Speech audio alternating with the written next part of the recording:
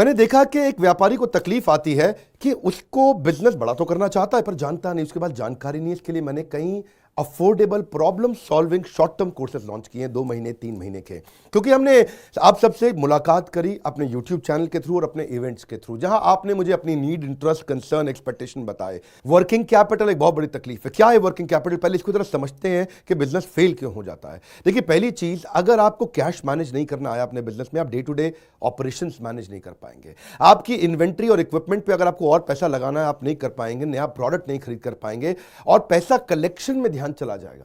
यार पैसा आया नहीं, उधारी चला गया, पैसा कैसे निकाल करके लाऊं, सेल्स कैसे बढ़ानी है, इससे ध्यान हट करके पैसे की कमी पे ध्यान ज़्यादा चला जाएगा। थोड़ा सा भी एक साइक्लिकल या थोड़ा सा भी सीजनल या एक सिचुएशनल इंपैक्ट आया ना आपके बिजनेस पे, एक दर्दनाक मौत के चलते आपका बिजनेस बंद हो जाएगा, पेनफुल डेथ हो जाएगी। कभी कभार एक बड़ी ग्रोथ अपॉर्चुनिटी आती है, लेकिन आपको फाइनेंस हैंडल करना नहीं आया था ठीक ढंग से, उसके कारण एक बड़ी ग्रोथ अपॉर्चुनिटी आप मिस कर जाते हैं। ट्रेड डिस्काउंट्स आपको नहीं मिलते, कैश हाथ में रहना चाहिए।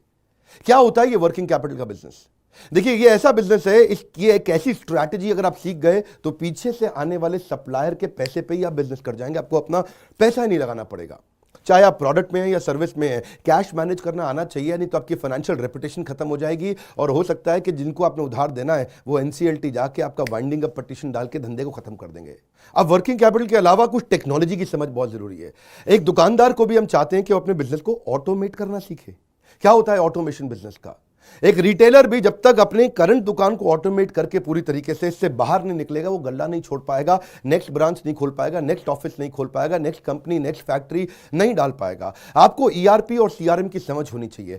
टेक्नोलॉजी क्या होती है मेरे बिजनेस के अंदर, कौन सी टेक्नोलॉजी चाहिए, मैं कैसे सर्विसेज और प्रोक्योरमेंट को कंट्रोल कर लूं, मैं कैसे पेमेंट मेरी किसको देनी है, किससे लेनी है। मेरे पास एक शीट पे हर समय पता होना चाहिए मेरा एक्सपेंडिचर कितना हुआ है, कितना स्टॉक फालतू पड़ा हुआ पीछे, इन्वेंट्री कितनी पड़ी है, मेरी कॉस्टिंग क्या है, प्राइसिंग क्या है, मार्जिन कितने हैं, वेस्टेज कितनी हो रही है, मेरा कैश फ्लो के ऊपर मुझे टैक्सेशन की क्या तैयारी करनी है, बैंक की ट्रांजैक्शंस क्या हो रही हैं, मेरे को कैसे अपनी सेल्स का प्रोजेक्शन डालना है, इंसेंटिव को कैसे डिस्ट्रीब्यूट करना है, डिस्ट्रीब्यूटर से कैसे डील करना है, फ्रेंचाइजी को कितना पैसा देना है, कितना लेना है, सारी चीज एक शीट पे, सीआरएम और ईआरपी। इसके ऊपर हमने एक छोटा कोर्स बनाया, एक ऐसा कोर्स जो कि 2 महीने में आप सीख सकते हैं, कहीं पे भी बैठ के, किधर भी, अपनी कन्वीनियंस, अपनी ईज के मुताबिक। अभी तक मैंने आपको 2 कोर्स समझाए थे, एक वर्किंग कैपिटल और एक ईआरपी और सीआरएम। अब एक और है फाइनेंस फॉर नॉन फाइनेंस। आप में से कई व्यापारी है जिन्होंने चार्टर्ड अकाउंटेंसी नहीं करी है, जो एमबीए नहीं है फाइनेंस के अंदर। और जब आपने एमबीए फाइनेंस पढ़ा ही नहीं, चार्टर्ड अकाउंटेंसी पढ़ी नहीं, तो आपको बेसिक चीजें हैं। देखिए, फाइनेंस के अंदर 3 चीजें आनी जरूरी है। एक है कि आपको पीएनएल अकाउंट समझ में आना चाहिए, आपका प्रॉफिट एंड लॉस अकाउंट क्या है, आप रोज कितना प्रॉफिट कर रहे हैं, पिछले महीने कितना प्रॉफिट किया, एग्जैक्टली आपको नहीं पता होगा। मैं जितने व्यापारियों से मिलता हूं ना, मैं उनसे पूछता हूं एग्जैक्टली पिछले महीने का आना पाई प्रॉफिट मुझको एक लाइन में बता दो कितना था, उनको मालूम नहीं रहता है। दूसरी चीज, बैलेंस शीट समझ में नहीं आती कि बैलेंस शीट बनती कैसे, समझनी कैसे है, उसका मेरी बिजनेस में क्या इंपैक्ट है। और तीसरी चीज, cash flow statement. Profit and loss अलग होता है, कैश फ्लो स्टेटमेंट अलग होता है। कैश फ्लो हो सकता है आपके बुक्स में प्रॉफिट हो लेकिन हाथ में कैश ना हो सकता है आपके हाथ में कैश हो लेकिन बुक्स में प्रॉफिट ना हो। ये दोनों बिल्कुल अलग अलग चीजें हैं। तो आपको profit and loss account, balance sheet और कैश फ्लो स्टेटमेंट, ये तीनों क्या आपको समझनी जरूरी है? अरे हर व्यापारी को समझनी जरूरी है। आपको, आपके लिए हमने इस प्रोग्राम को बनाया जिससे आप अपनी कॉस्ट ऑफ बोरोइंग को समझ सकते हो कि मार्केट से जो पैसा ले रहे हो वो कितने रुपए का पड़ रहा है, उसका बिजनेस पे कितना इंपैक्ट आ रहा है। अगर आपकी कॉस्टिंग ठीक नहीं है, प्राइसिंग कभी ठीक नहीं हो सकती। कॉस्टिंग क्या होती है?